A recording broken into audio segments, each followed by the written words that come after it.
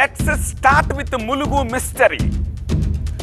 ఉదయం 7:27 ప్రజలు చాలా బిజీగా ఉండే సమయం. పిల్లలు స్కూల్స్కి రెడీ అయ్యే హడావుడి. తల్లిదండ్రులు తమ దినచర్యల్లో నిమగ్నమైపోయిన వేళ ఒక్కసారిగా అలజడి. ఇల్లంతా ఊగిపోవడం, వస్తువులు కింద పట్టడం, కొన్ని సెకండ్ల పాటు ఏం జరుగుతుందో తెలియని అర్థం కాని పరిస్థితి. భయంతో కొందరు ఇళ్ల నుంచి బయటకు పరుగులు తీశారు. ఉన్నట్టుండి భూమి షేక్ అవడంతో తెలుగు రాష్ట్రాలు ఒక్కసారిగా ఉలిక్కిపడ్డాయి. ఇటు తెలంగాణలోని వరంగల్, హన్మకొండ, ఖమ్మం, భద్రాద్రి, కొత్తగూడెం, రంగారెడ్డి, మంచిర్యాల, చెన్నూరు, జైపూర్. అటు ఆంధ్రలో విజయవాడ, జగ్గయ్యపేట, గుడివాడ, ఎన్టీఆర్ జిల్లా, తిరువూరు, మంగళగిరి ఇలా తెలుగు రాష్ట్రాల్లోని చాలా ప్రాంతాల్లో భూ ప్రకంపనలొచ్చాయి. 2 నుంచి 5 సెకండ్ల పాటు భూమి కంపించింది.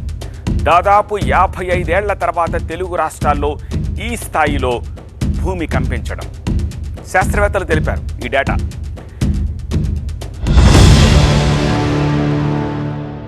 7:20 నిమిషాలకు భూమి మొత్తం కంపించినట్టయింది.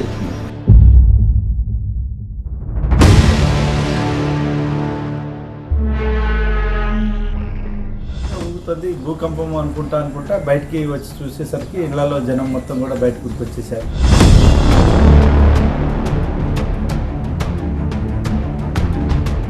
అకస్మాత్తుగా మంచం ఎవరో ఊపుతున్నట్లుగా అనిపించి నేను కళ్ళు తెరిచి చూసేసరికి మంచం పక్కన ఎవరు కూడా లేరు.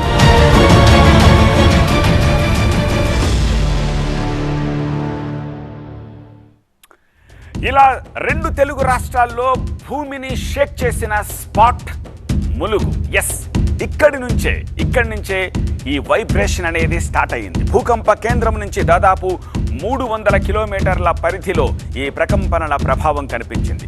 దీనిపై నిపుణులు ఏం చెప్తున్నారో చూద్దాం. యాక్చువల్గా సెస్మలాజికల్ సెంటర్ వాళ్ళు మార్నింగ్ దీని ఎపి సెంటర్ని ములుగు అనే తెలంగాణ ఏరియాలో డిమార్కేట్ చేయడం జరిగింది. ఇది డెప్త్ 40 కిలోమీటర్స్ డెప్త్లో దీన్ని రికార్డ్ చేయడం జరిగింది. ఈ ములుగు ఏరియా తెలంగాణలో ఈ గోదావరి రిఫ్ట్ వ్యాలీ బేసిన్లో with in the part of Godavari rift valley. ఇది బేసికల్గా సెడిమెంటరీ బేసిన్స్ ఆఫ్ ఇండియా. ఇందులో మనకి ఈ గోదావరి ఫ్లో అయిన బేసిన్ గోదావరి రిఫ్ట్ వ్యాలీ అంటారు. ఇది ఆల్మోస్ట్ ఆల్ ఒక 1000 kilometres length, 600 kilometres width, 4 to 5 kilometres thickness of sediments ఉంటాయి. ఈ ఏరియా కంప్లీట్గా structurally disturbed area. Faults, different fault zones కూడా ఉండడం. ఏవైనా ఫాల్ట్స్ రీయాక్టివేషన్ జరిగినప్పుడు మైనర్గా స్ట్రక్చరల్ డిస్టర్బెన్సెస్ జరిగి అవి ఈ వేవ్స్ రూపంలో జనరేట్ అవి. ఆ వేవ్స్ జనరల్గా సెడిమెంట్స్ ఉండడం వలన ఆ వేవ్స్ స్ప్రెడ్డింగ్ చాలా ఎక్కువగా ఉంటుందన్నమాట. ఇసుక, మట్టి వాటితో ఉండేదన్నమాట. ఆ స్ప్రెడ్డింగ్ ఎక్కువ ఉండడంతో దాని ఇంపాక్ట్ మనకి ఓవరాల్గా ఆంధ్రప్రదేశ్, తెలంగాణ ఏరియాస్లో మనకి మార్నింగ్ చూపించడం జరిగింది. ఇది ఇంతకు ముందు కూడా ఇలాంటి ఈవెంట్స్ మనం రికార్డ్ చేయడం, సీస్మలాజికల్ సెంటర్ వాళ్ళు రికార్డ్ చేయడం కూడా జరిగింది. అంటే దీనికోసం ప్రజలు అంతగా ప్యానిక్ అవ్వాల్సిన పరిస్థితులు మాత్రం ఏమీ లేవు. అయితే వరదలైనా సరే, భీకర గాలులైనా, సుడిగుండాలైనా, భూకంపాలైనా ములుగు జిల్లాలోనే ఎందుకు జరుగుతున్నాయి? అసలు ములుగులో ఏం జరుగుతోంది? మొన్నటి వరదలు, నిన్న భీకర గాలులు, ఇవాళ ఏకంగా భూకంపం. ఇవి మహా విపత్తుకేమైనా ముందస్తు హెచ్చరికనా? ములుగు కేంద్రంగా జరిగిన 3 ప్రకృతి వైపరీత్యాలను స్క్రీన్పై మీరు చూస్తున్నారు. వాటిని ఒకసారి పరిశీలిద్దాం. 2023 జూలై 30వ తేదీన జంపన్న వాగు ఉప్పొంగి కొండాయి గ్రామాన్ని నిండా ముంచేసింది. 8 ప్రాణాలను బలి తీసుకుంది. ఈ ఏడాది సెప్టెంబర్ 1వ తేదీన జరిగిన మహా విధ్వంసం అందరినీ ఉలిక్కి పడేలా చేసింది. అదే మేడారం అడవుల్లో చెలరేగిన భీకర గాలులు. ఈ విధ్వంసంలో మేడారం అభయారణ్యం దాదాపు 50% తుడిచిపెట్టుకుపోయింది. అర్థం కాలేదు ఏమైందో. ఆ విధ్వంసానికి కారణాలపై నెల రోజుల పాటు మేధోమథనం చేసిన ఖగోళ భూగోళ శాస్త్రవేత్తలు అది ఒక స్మాల్ లైన్ ఫార్మేషన్ అని చెప్పేసి గుర్తించారు. అంటే గాలుల బేభత్సం నుంచి తేరుకోకముందే ఇప్పుడు మళ్ళీ భూకంపం వచ్చింది. రిక్టర్ స్కేల్పై 5.3 తీవ్రత నమోదైంది. భూకంపం సంభవించిన 30 నిమిషాల వ్యవధిలో తెలుగు రాష్ట్రాల్లో చాలా ప్రాంతాలకు అది విస్తరించింది. అసలు ములుగు కేంద్రంగా భూకంపం ఎందుకు వచ్చిందో నిపుణులు పలు కారణాలు చెప్తున్నారు.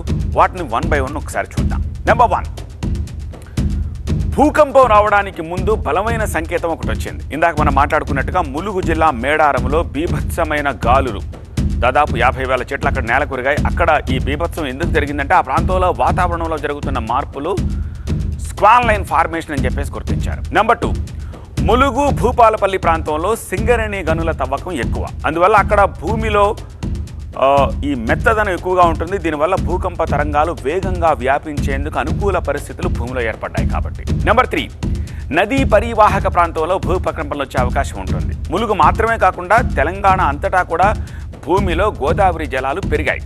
కాళేశ్వరం ప్రాజెక్టు తోటి భూమిలో నీరు బాగా పెరిగింది. ఎప్పుడైతే ఇలా నీరు పెరుగుతుందో భూమిలో పలకాల కదలికలు తేలికవుతాయని చెప్పేసి నిపుణులు చెప్తున్నారు. అందువల్ల ములుగు తెలంగాణలో భూకంప కేంద్రంగా ఉంది అని చెప్పేసి అని అంటున్నారు.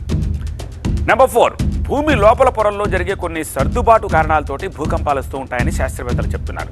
గోదావరి నదీ పరివాహక ప్రాంతంలో కూడా ఇదే పరిస్థితి ఉంటుందని చెప్పేసి విశ్లేషిస్తున్నారు. మనకి ఎక్కడైతే రివర్ బేసిన్స్ ఉన్నాయనుకోండి, అలాంటి దగ్గర ఈ సెడిమెంట్ కవర్ అనేది ఎక్కువ ఉంటుంది. అంటే మట్టి మట్టి ఇసుక అవన్నీ తీసుకొచ్చి ఎక్కువ ఉన్న దగ్గర సెడిమెంట్ కవర్ ఎక్కువ, దాన్ని సెడిమెంట్ అంటాం. అదర్వైజ్ ఎంటైర్ ఎర్త్ని మనం తీసుకున్నాం అనుకోండి, ఇవన్నీ డిఫరెంట్ ప్లేట్స్ కింద డివైడ్ చేశారు. మొత్తం ఇండియా అంతా ఒక ప్లేటు, దాని తర్వాత ఆఫ్రికా ఒక ప్లేటు, యూరోప్ ఒక ప్లేటు, డిఫరెంట్ ప్లేట్స్. ఆ ప్లేట్స్ అనేవి జనరల్గా ఈ మూమెంట్స్ జరగడం వల్ల ఈ ఎర్త్క్వేక్స్ అనేవి, మేజర్ ఎర్త్క్వేక్స్ అనేవి ఒక ప్లేట్ని ఇంకో ప్లేట్ ఢీకొనడం వల్ల ఈ మేజర్ ఎర్త్క్వేక్స్ జరుగుతాయి. అదర్వైజ్ నార్మల్గా జరిగే ఎర్త్క్వేక్స్ ఏంటంటే ఫాల్ట్స్ రీస్ట్రక్చరింగ్ అయ్యి ఒకసారి ఒక భూమిలో రీఅడ్జస్ట్మెంట్ జరిగినప్పుడు ఇలాంటి మైనర్ ఎర్త్క్వేక్స్ అనేవి కామన్గా జరుగుతూనే ఉంటాయి. ఇంతకాలం కేవలం వరదలు మినహా ఇతర ఏ ప్రకృతి విపత్తులు తెలుగు రాష్ట్రాల్లో కనిపించేవి కాదు. కానీ ఇప్పుడు భూకంపాలు మొదలయ్యాయి. ఇప్పుడు వచ్చింది స్వల్ప భూకంపమే కాబట్టి సరిపోయింది. భవిష్యత్తులో పెద్ద భూకంపాలు వస్తే ఎలా? ఇదే ఇప్పుడు ప్రజల్లో భయాన్ని పెంచుతుంది. అయితే ప్రజలు ఆందోళన చెందాల్సిన అవసరం లేదని చెప్పేసి నిపుణులు అంటున్నారు. నార్మల్గా జరిగే భూమిలో జరిగే పొరల్లో జరిగే మార్పులే దీనికి రీజన్ అనమాట. ఓవరాల్గా అంటే ఉత్తర భారతదేశంలో చాలా వరకు భూకంపాలు గతంలో సంభవించాయి. అక్కడ పరిస్థితి తీవ్రంగా అయింది. ఇప్పుడు ఈ ప్రాంతంలో వచ్చింది, గతంలో కూడా వచ్చింది అంటున్నారు. భవిష్యత్తులో ఏ విధంగా ఉండబోతుంది? భవిష్యత్తులో కూడా దీనికోసం అంతగా మనం ప్యానిక్ అవ్వాల్సిన పని లేదండి. ఇది ఆల్మోస్ట్ ఆల్ మనకి సిస్మలాజికల్ డేటాలో కూడా ఈ ఏరియాని మనం జోన్ 3 కింద డిమార్కేట్ చేయడం జరిగింది. దానికి అనుగుణంగా మనం కన్స్ట్రక్షన్స్ కూడా కొద్దిగా చేసుకుంటే ఫ్యూచర్లో ఏమి వచ్చినా కూడా పెద్ద అక్కడ పరిస్థితులు ఇక్కడ పరిస్థితులు కంప్లీట్ డిఫరెంట్ అండి. అది కంప్లీట్గా అది జోన్ 4లోకి వెళ్తుంది.